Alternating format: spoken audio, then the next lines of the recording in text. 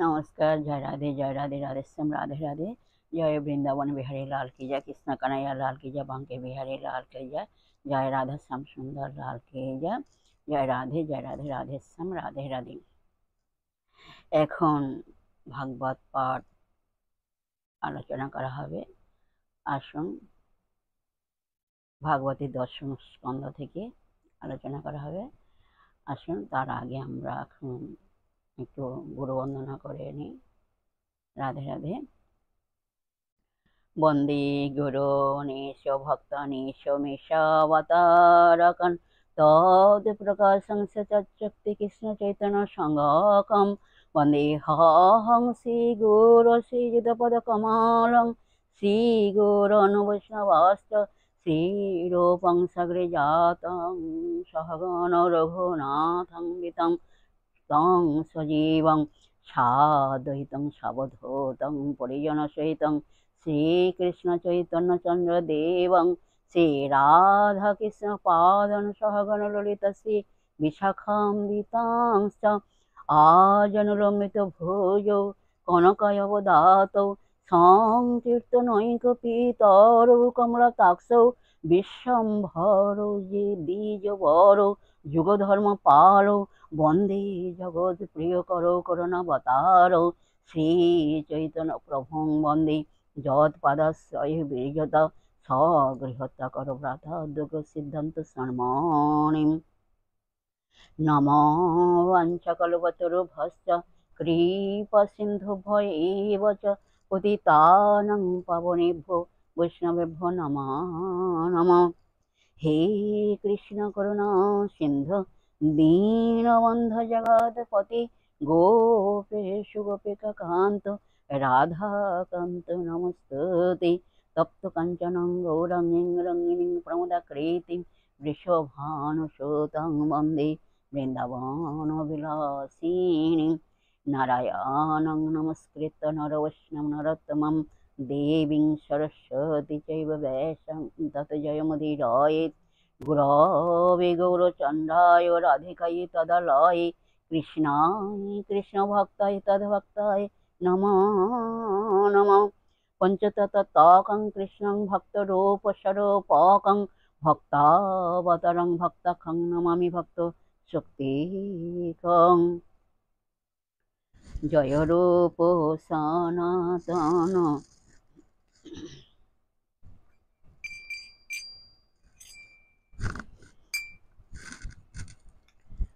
জয় রূপ সনাতন ভট্ট রঘুনাথ শ্রীজীব গোপাল ভট্ট দাস রঘুনাথ। এই ছয় গোসাইর করে চরণ বন্দন যাদের কৃপায় হয় রথের স্ফুরণ। এই ছয় গোসাই যার মই তার দাস তা সবার পদ রেণু মোর পঞ্চগ্রাস। মনের আনন্দে বল হরি ভজ বৃন্দাবন মধুর মধুর বংশী বাজে এই তো বৃন্দাবন। মনের আনন্দে বল হরি ভজ বৃন্দাবন মধুর মধুর বংশী বাজে এই তো বৃন্দাবন। বলো শ্রী কৃষ্ণ চৈতন্য প্রভু নিত্যানন্দ শ্রী অদ্বৈত গদাধর শিবাসাদি গৌর ভক্তবৃন্দ। ভজ শ্রী কৃষ্ণ চৈতন্য প্রভু নিত্যানন্দ শ্রী অদ্বৈত গদাধর শিবাসাদি গৌর ভক্তবৃন্দ। চলো বলো হরে কৃষ্ণ কৃষ্ণ কৃষ্ণ হরে হরে হরে রাম রাম রাম হরে হরে। বলো হরে কৃষ্ণ কৃষ্ণ কৃষ্ণ হরে হরে হরে রাম রাম রাম হরে হরে। বলে হরে কৃষ্ণ কৃষ্ণ কৃষ্ণ হরে হরে হরে রাম রাম রাম হরে হরে। হরে কৃষ্ণ কৃষ্ণ কৃষ্ণ হরে হরে হরে রাম রাম রাম হরে হরে।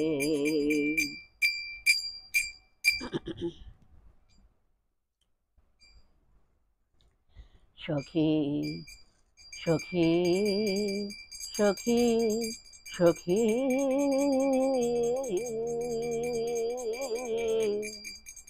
সখী আমার প্রাণ মাত্র আছে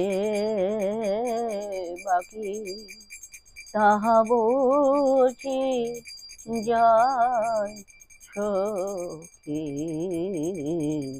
তাহা বুঝি যায় সখী। সখী সখী সখী সখী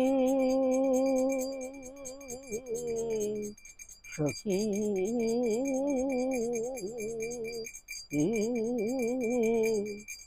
আমার প্রাণ মাত্র আছে বাকি, তাহা বুঝি যায় সখী।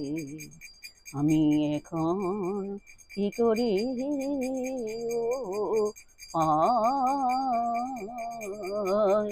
আমি এখন কি করি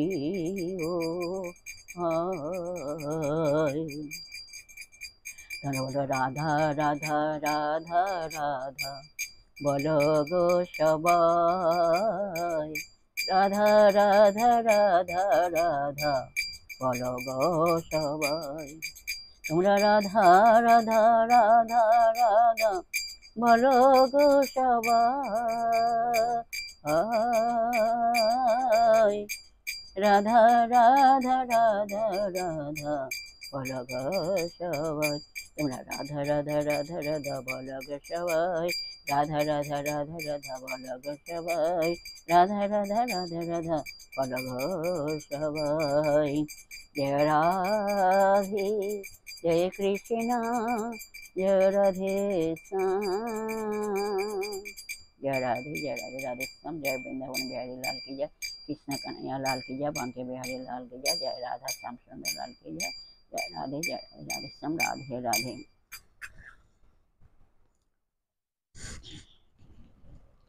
ओं नमो भगवते श्री वासुदेवाय नमः, ओं नमो सरस्वती देवाय नमः। जय राधे राधे श्याम राधे राधे। আজকের আলোচ্য বিষয় হলো দশম খণ্ডে ভাগবতের দশম স্কন্ধে যমল অর্জুন উদ্ধার কথা বর্ণনা করা হবে। এর আগে কিছুটা অংশ বর্ণনা করা হয়ে গেছে, আর এই অধ্যায়টা একটু বড় মতো, বেশি বড় না, একটু সামান্য বড়। যাই হোক, কিছুটা অংশ আলোচনা করা হয়ে গেছে। এখন আজকে তারপরের থেকে আলোচনা করা হবে। আসুন আমরা শ্রবণ করি। রাধে রাধে। जय वृंदावन बिहारी लाल की जय, कृष्ण कन्हैया लाल की जय, बांके बिहारी लाल की जय। जय राधे राधे श्याम राधे राधे।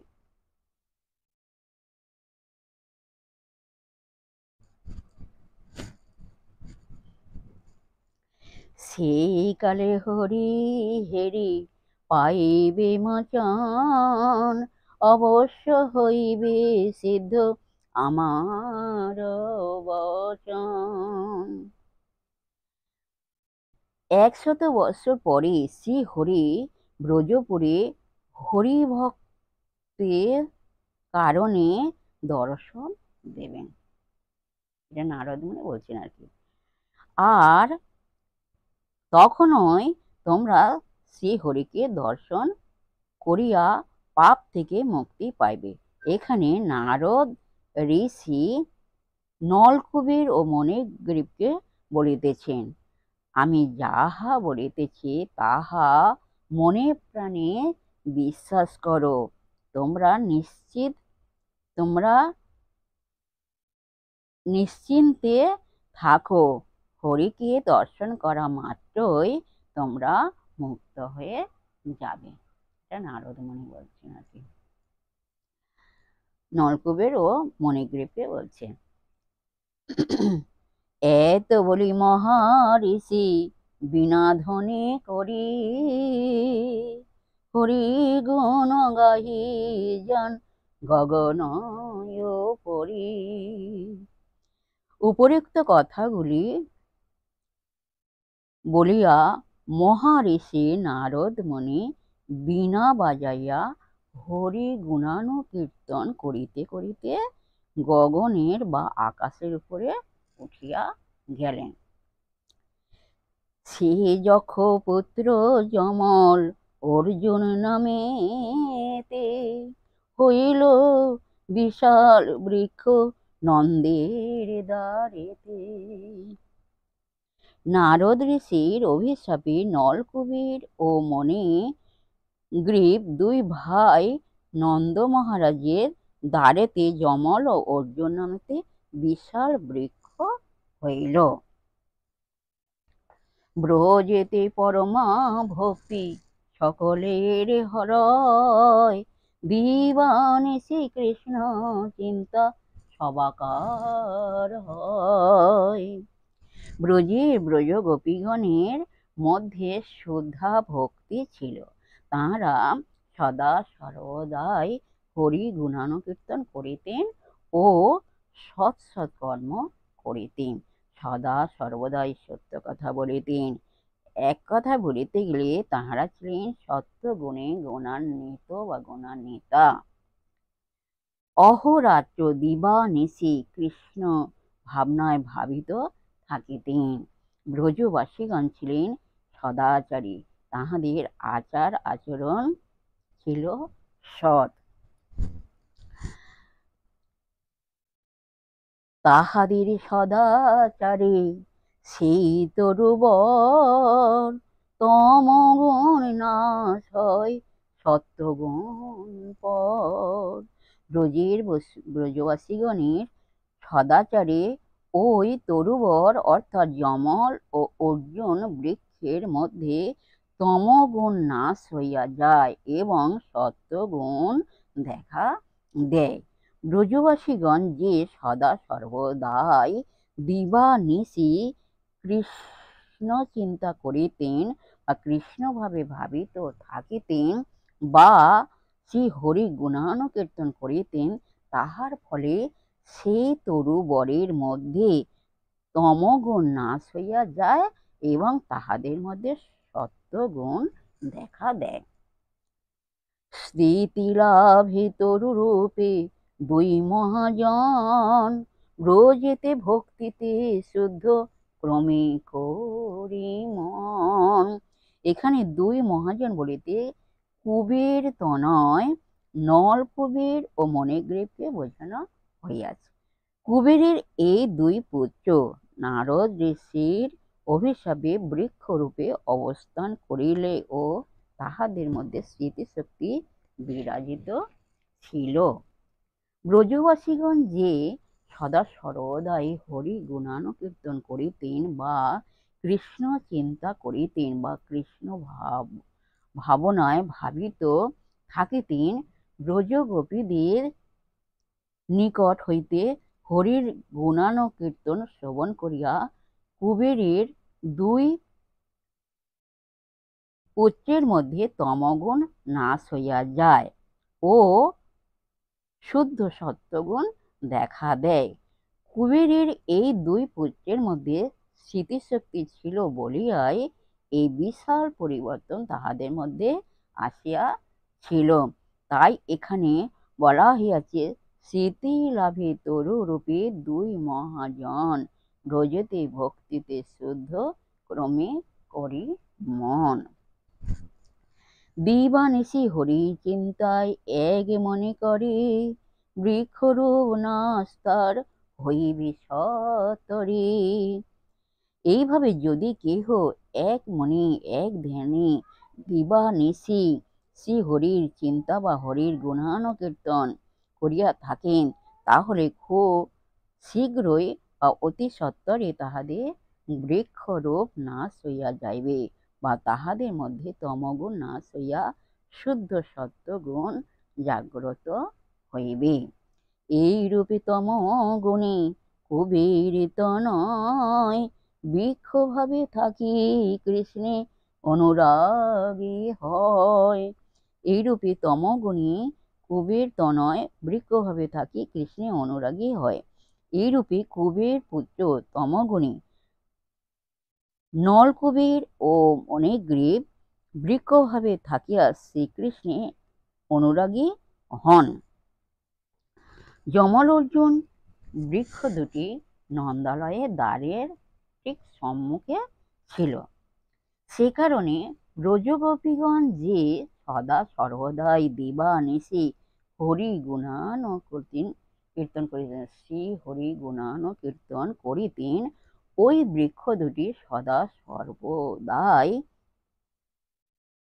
শ্রী হরির গুণানুকীর্তন শ্রবণ করিতেন। তাহার ফলে তাহাদের মধ্যে তমগুণ নাশ হইয়া শুদ্ধ সত্ত্বগুণ জাগ্রত হইয়াছিল ও তাহাদের মন প্রাণ কৃষ্ণে অনুরাগী হইয়া গিয়াছিল। তাহারা সদা সর্বদাই কৃষ্ণের নিকট প্রার্থনা ও স্তব শুরু করিয়া দেয়, হে কৃষ্ণ, তুমি আমাদের উদ্ধার করো, আমরা কত মহা পাপ করিয়াছি, যার জন্য আজ আমরা এই বৃক্ষ জনি ভোগ করিতেছি, তুমি এর থেকে মুক্তি দাও, তুমি কৃপা করো, তুমি দয়াময়, তুমি কৃপা করো, তুমি কৃপা করে মুক্তি দাও। এই বলিয়া কৃষ্ণের কাছে প্রার্থনা করেছিলেন। এইরূপে কৃষ্ণ চিন্তা দুই বৃক্ষ করে হেন কালে শ্রীযশোদা বাঁধিল কৃষ্ণেরে। যমল অর্জুন দুই বৃক্ষ সদা সর্বদাই এক মনে কৃষ্ণ চিন্তা করিতেছেন, কৃষ্ণের নিকট প্রার্থনা করিতেছেন, হে কৃষ্ণ, তুমি আমাদের এই বৃক্ষ জনি হইতে মুক্তি দাও, আমরা বহু পাপ করিয়াছি, যার জন্য আমাদের এই দুর্ভোগ ভোগ করিতে হইতেছে, আমাদের তুমি মুক্তি দাও, তুমি দয়াময়, তুমি কৃপাময়, তুমি কৃপা করে, তুমি দয়া করে আমাদের মুক্তি দাও। যমল ও অর্জুন বৃক্ষ শ্রীকৃষ্ণের নিকট মুক্তি প্রার্থনা করিতেছেন। ঠিক এমনই সময়ে শ্রী যশোদা শ্রীকৃষ্ণকে বাঁধিলেন। মা যশোদা কৃষ্ণকে এই কারণে বাঁধিলেন, কৃষ্ণ যাতে এক মুহূর্তের জন্য গৃহের বাইরে না যান, কারণ তিনি কৃষ্ণকে সকল সময় চোখে হারাবেন না, এক সেকেন্ডের চোখে হারাবেন না, সকল সময় তাকে সদা সর্বদাই তার দর্শন করবেন। হ্যাঁ, এই জন্যে মানে কৃষ্ণকে চোখে হারাবেন না বলে গৃহে বাইরে গমন করতে দেবেন না, যেতে দেবেন না। হ্যাঁ, আর এদিকে ভগবান ভক্তবাঞ্ছা পূর্ণ করেন নন্দের নন্দন। এদিকে যমল অর্জুন ডাকছেন, এক মনে এক ধ্যানে ডাকছেন মুক্তি পাওয়ার জন্য। হ্যাঁ, তিনি তো ভগবান ভক্তির কাঙাল। যে ভক্ত তাকে, যদি কোনো ভক্ত শুদ্ধভাবে তাকে শুদ্ধ ভক্তিতে তাকে রেখে থাকেন, তাহলে তিনি তার কাছে ঋণী হয়ে যান। হ্যাঁ, ওই জন্যে এদিকে যমল অর্জুনের ভক্তিতে সন্তুষ্ট হয়ে তার ডাকে সাড়া দেয়া ইচ্ছা প্রকাশ করছেন আর কি, তখন মা যশোদা তাকে বেঁধে রেখে দিয়েছেন, আবদ্ধ করে রেখে দিয়েছেন, ঘরের বাইরে বের হতে দেবেন না। জগতের আত্মা যিনি কে বাঁধিতে পারে, শত শত রূপেরণ ভক্তের আগারে। জয় রাধে, জয় রাধে, রাধে শ্যাম, রাধে রাধে। যিনি সমস্ত বিশ্ব ব্রহ্মাণ্ডের মালিক, স্বর্গ মর্ত পাতাল যা কিছু সৃষ্টি সকলের মধ্যে যিনি আত্মারূপে বিরাজ করিতেছেন, সকলের মধ্যে আত্মারূপে বিরাজ করিতেছেন, শত সহস্র রূপে যিনি সকল ভক্তের মধ্যে বিরাজ করেন। এই বিশ্ব ব্রহ্মাণ্ডে এমন কে আছেন যে তাহাকে বন্ধন করিতে পারেন বা তাহাকে বাঁধিয়া রাখেন? তিনি যদি ইচ্ছা করিয়া ধরা দেন তাহলেই তাকে বন্ধন করা যায়। তবে হ্যাঁ, একথা ঠিক যে তাকে বাঁধা যায়। হ্যাঁ, তাকে বাঁধা যায়। কিভাবে বাঁধা যায়? কোনো ভক্তের মধ্যে যদি শুদ্ধা ভক্তি থাকে তাহলে সেই ভক্ত তাকে বাঁধিতে পারেন, কারণ তিনি হলেন ভক্তির কাঙাল। তিনি হলেন ভক্তির কাঙাল। ভক্তবাঞ্ছা পূর্ণ করাই হলো তাঁর কর্ম। ভক্তবাঞ্ছা পূর্ণ করেন নন্দেরও নন্দন। তিনি হচ্ছেন ভক্তির কাঙাল। যদি কোনো ভক্ত ভক্তি করে একটু তুলসী এবং জলও দিয়ে থাকে তাহলে তার কাছে তিনি ঋণী হয়ে যান। হ্যাঁ, সেই ভক্তের কাছে ঋণী হয়ে যান। যাই হোক, এই পর্যন্ত আজকের এখানে বিশ্রাম রাখলাম। বিশেষ সুহৃদয় ভক্তবৃন্দের উদ্দেশ্যে, সকলের উদ্দেশ্যে বলছি, সবাই সুখে থাকবেন, শান্তিতে থাকবেন, আনন্দে থাকবেন, এক সেকেন্ডও নিরানন্দে থাকবেন না, সদা সর্বদাই আনন্দে থাকবেন। আর নিজ নিজ পিতা মাতাকে ভালোবাসবেন, তাদের যেন কোনো দুঃখ কষ্ট না হয় সেদিকে লক্ষ্য রাখবেন। অনেক কষ্ট করে তাঁরা এই পৃথিবীর আলো দেখিয়েছেন, তাদেরকে একটু কষ্ট দেবেন না, সেদিকে লক্ষ্য রাখবেন যাতে না দুঃখ কষ্ট পায়।